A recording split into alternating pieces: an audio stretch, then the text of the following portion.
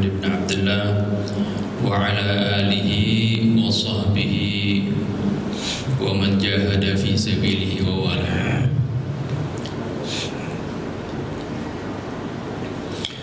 سبحانك لا علم لنا إلا ما علمتنا إنك أنت العليم الحكيم. رب اشرح لي صدري ويسر لي أمري واحلل عقدة من لساني يفقه قولي. أما بعد. Para hadirin jamaah Masjid Al-Hidayah Gandaria City yang dimuliakan Allah Subhanahu wa taala. Alhamdulillah wa syukurillah, kita panjatkan puji syukur kita kehadirat Allah Subhanahu wa taala, di mana pada siang hari ini alhamdulillah wa syukurillah, taufik dan hidayah Allah masih menyertai kita. Semoga taufik dan hidayahnya ini akan senantiasa menyertai kita sampai kita menghadap kepada Allah Subhanahu wa taala. Para hadirin jamaah Masjid Al-Hidayah yang dimuliakan Allah Subhanahu wa taala,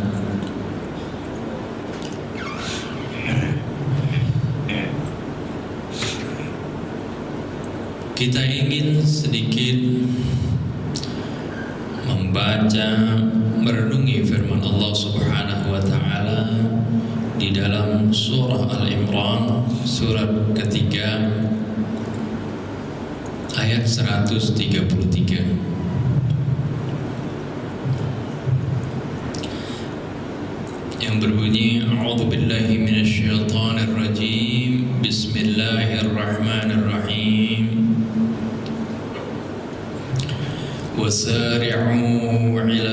وسارعوا إلى مغفرة من ربكم وجنة عرضها السماوات والأرض أعدت للمتقين الذين ينفقون في السراء والضراء والكاظمين الغيظ والعافين عن الناس والله يحب المحسنين والذين إذا فعلوا فاحشة أو ظلموا أنفسهم ذكروا الله فاستغفروا لذنوبهم ومن يغفر الذنوب إلا الله ولم يصروا على ما فعلوا وهم يعلمون أولئك جزاؤهم مغفرة من ربهم وجنات تجري من تحتها الأنهار خالدين فيها ونعم أجر العاملين. Itu 133, 134, 135 dan 136 dari surah Al-Imran. Allah Subhanahu wa taala berfirman di sini, wasari'u,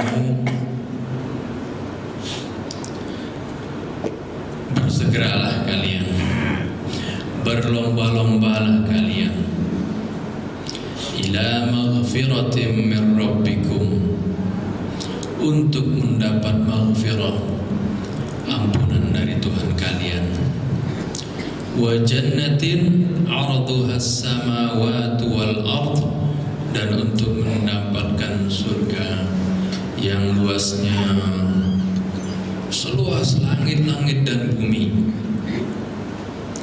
U'iddat lil muttaqin, yang disediakan bagi hamba-hambanya yang bertakwa.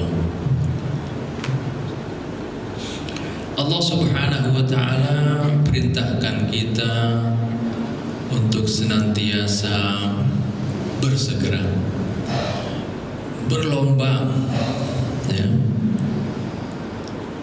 di dalam menggapai maghfirah dari Allah Subhanahu wa taala, menggapai ampunan dari Allah Subhanahu wa taala. Dalam kata ini tersirat, tergambar bagaimana kita ini hidup di dunia ini bagaikan di dalam perlombaan dan perjuangan. Apakah itu misalnya seolah-olah kita gambarkan kita sedang lari maraton untuk mencapai suatu tujuan atau garis finish yang ditentukan oleh Allah Subhanahu wa Ta'ala. Lari maraton ini ya untuk semua manusia, dari sejak zaman Nabi Adam sampai nanti hari tibanya hari kiamat. Semuanya mengharapkan mengejar keridhaan Allah Subhanahu wa Ta'ala, mengejar ampunan dari Allah Subhanahu wa Ta'ala, dan juga mengharapkan surganya Allah Subhanahu wa Ta'ala. Jadi selama kita masih di dunia ini, kita semuanya dalam perlombaan, di dalam perjuangan untuk menggapai surga tersebut. Di dalam perlombaan biasanya ada ditentukan aturan-aturan, larangan-larangan, ya, batas-batas yang tidak boleh dilanggar. Nah, apa yang boleh dan apa yang tidak boleh ditentukan terlebih dahulu agar supaya kita tidak mengalami diskualifikasi, agar supaya kita tidak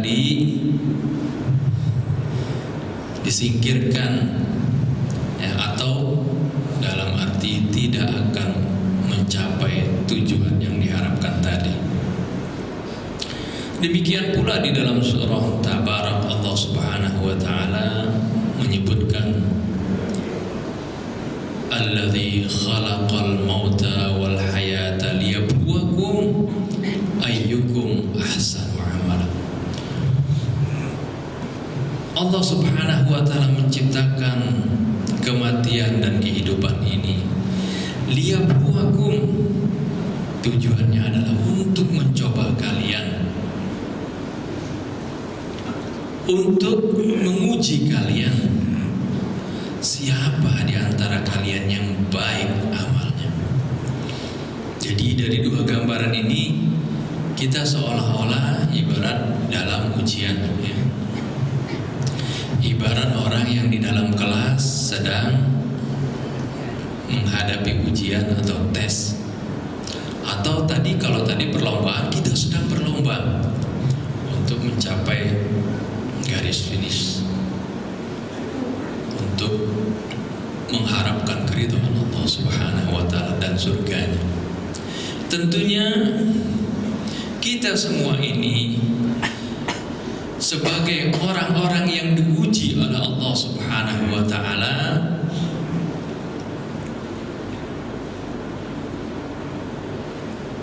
tidak bisa kita ini masing-masing menentukan, oh saya lah yang lulus,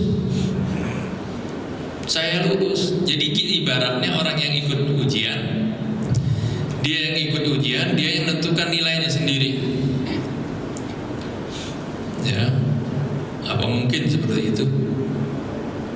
Ya, tentunya tidak seperti itu. Kita ini semuanya manusia adalah diuji oleh Allah Subhanahu wa Ta'ala yang menilai apakah kita lulus atau tidak lulus, apakah kita mencapai garis finish atau tidak, apakah kita lulus uji atau kena diskualifikasi atau tidak. Yang menentukan adalah Hakim yang Maha Adil, yaitu Allah Subhanahu wa Ta'ala. Yang menghisab kita adalah Allah Subhanahu wa Ta'ala. Jadi kita adalah peserta ujian, kita adalah peserta lomba, dan kita bukan sebagai wasit. Oleh karena itu kita tidak bisa mengatakan, oh bahwasanya sayalah yang sudah mencapai garis finish, sayalah orang yang dijamin masuk surga, sedangkan rekan-rekan saya yang tidak sejalan dengan saya, ya, masuk neraka. Tidak seperti itu, ya, karena yang menghisab adalah Allah Subhanahu wa Ta'ala. Rasulullah Sallallahu Alaihi Wasallam pun sampai diingatkan oleh Allah Subhanahu wa Ta'ala tentang peran dan fungsinya dengan firman-Nya, innama 'alaikal balaghu wa 'alainal hisab. Sungguhnya peran engkau ya Muhammad, ya asyrafal khalqi, adalah sebagai petugas pengemban risalah yang menyampaikan risalah Allah Subhanahu wa Ta'ala. Tapi urusan menghisab, menilai bagaimana hambaku ini layak atau tidak masuk surga, itu urusanku.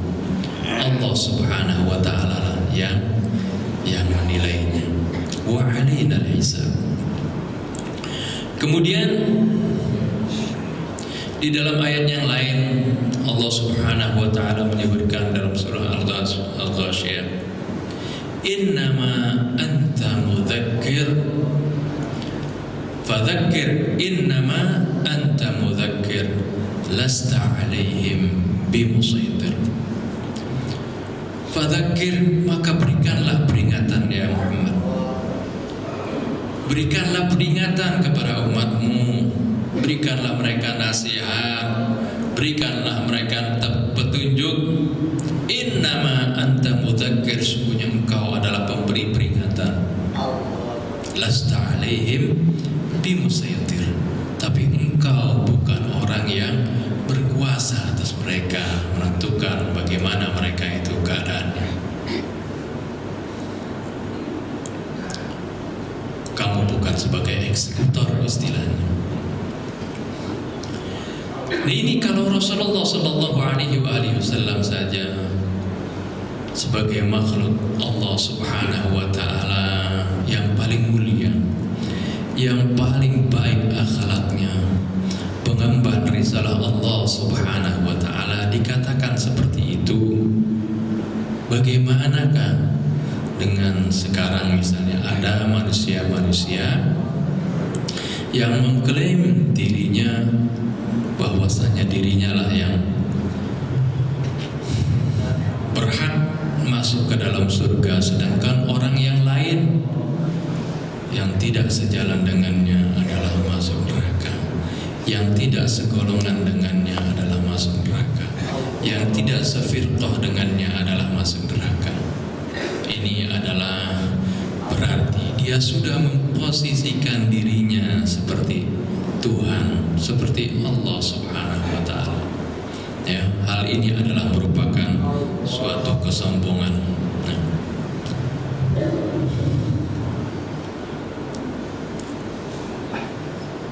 dari ayat tadi, bagaimana kita mengetahui fungsi kita sebagai hamba Allah?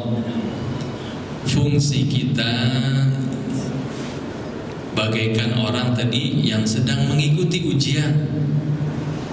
Karena memang dunia ini adalah penuh ujian, penuh tantangan.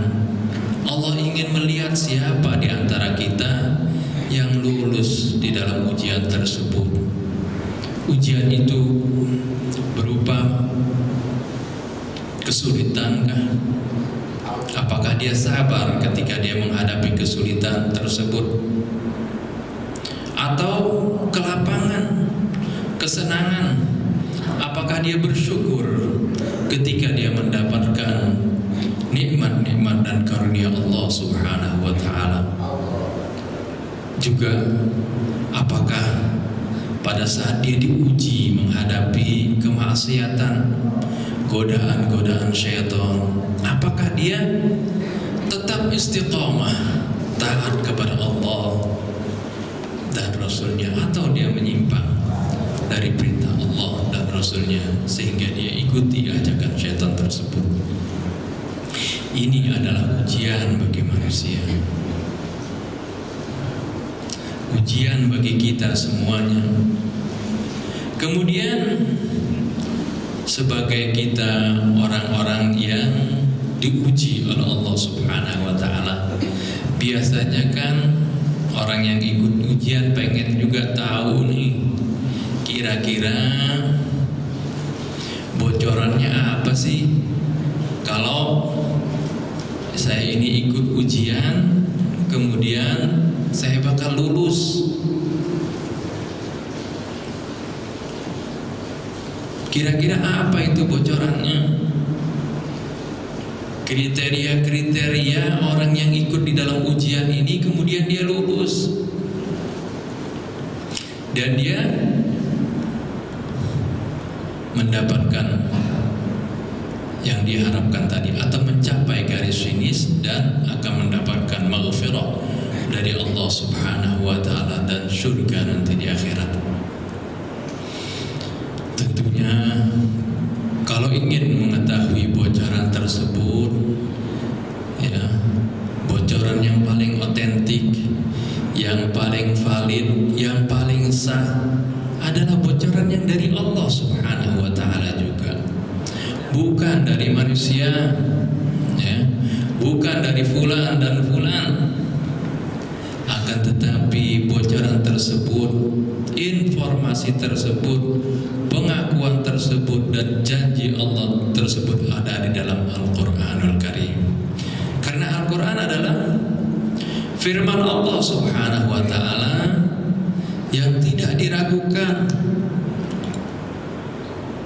yang datangnya sampainya kepada kita secara mutawatir, artinya didengar dan disampaikan oleh satu generasi kepada generasi yang lainnya, yang tidak mungkin kalau mereka satu generasi itu berbohong dan berdusta.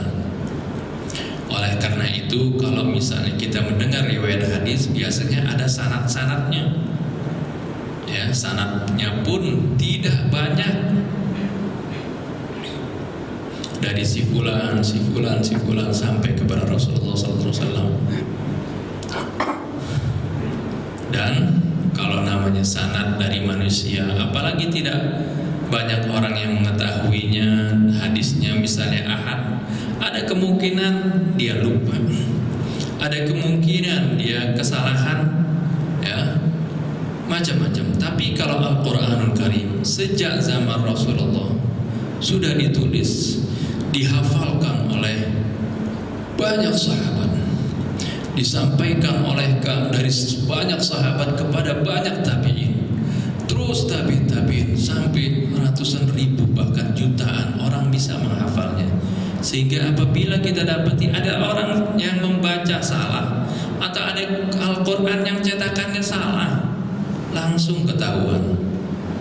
Inilah bedanya informasi Al-Quran yang memang dijaga oleh Allah Subhanahu wa ta'ala keautentikannya dan difirmankan oleh Allah dengan firman-Nya, inna nahnu nazzalna dzikra wa inna lahu lahafidun. Sungguhnya kamilah yang menurunkan Al-Quran dan kami yang menjaganya. Jadi ini firman Allah, dan apa yang dikatakan difirmankan oleh Allah Subhanahu wa ta'ala itu pasti benar, karena ini datangnya dari Allah, dan Allah pun yang menciptakan alam semesta ini, yang menciptakan kita semua, yang menciptakan surga dan neraka, dan juga Allah yang berhak memasukkan hamba-hambanya ke dalam surga atau neraka. Oleh karena itu, kalau informasi dari Allah Subhanahu wa ta'ala pasti itulah yang benar. Lalu apa informasinya yang disampaikan oleh Allah Subhanahu wa ta'ala? Banyak sekali ayat-ayat Al-Quran yang Allah Subhanahu wa ta'ala sebutkan tentang informasi siapa sih orang-orang yang selamat.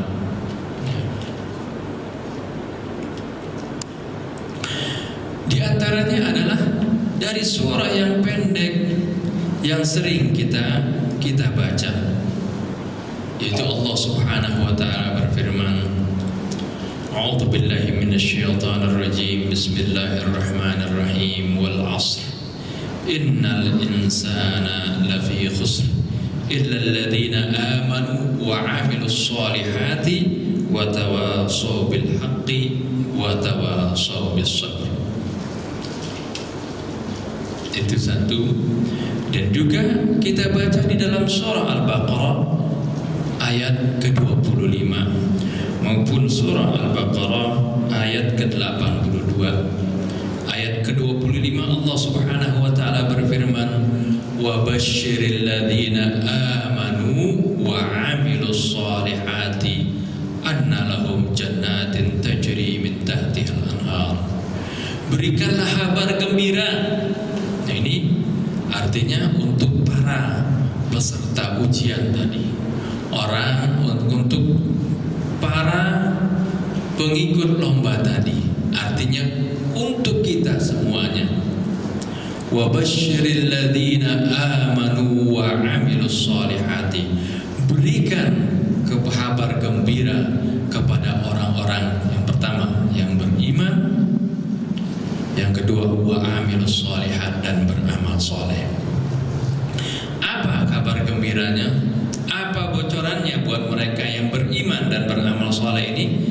Anna lahum jannatin tajri min tahtihal anhar.